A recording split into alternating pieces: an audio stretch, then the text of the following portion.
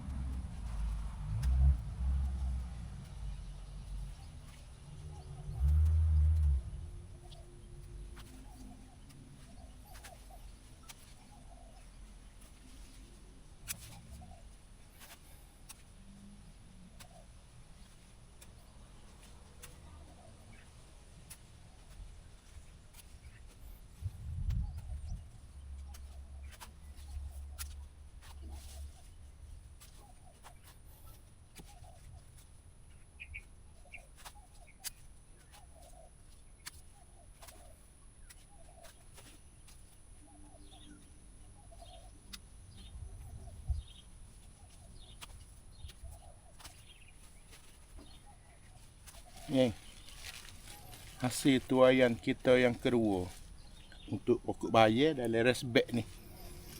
Selepas ada kita potong batai itu, kita boleh kutip pula sekali lagi ni. Banyak tengok. Lagi banyak pada kali pertama. Banyak geng, memang banyak. Segar-segar pula tu.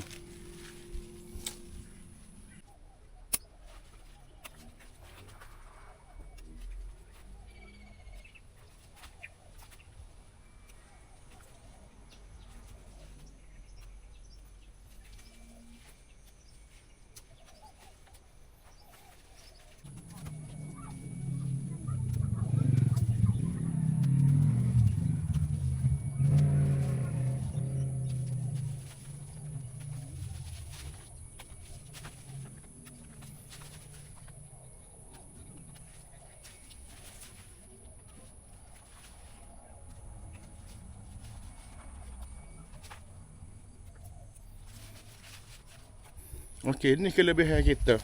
Kita potong bayar itu. Tak.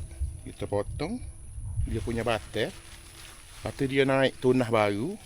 Ni adalah tunah baru. Tak sampai lagi 10 hari kita boleh tuai pula ni. Jadi siapa hak tanam untuk makan sendiri, gunalah teknik keratai batai dah. Kita akan jimat masa. Tengok. Ni lepas ni dia akan naik tunah baru. Lagi banyak. Hak ni boleh ambil 2 atau 3 tunah untuk sepohong lepas kita potong batai. Ni.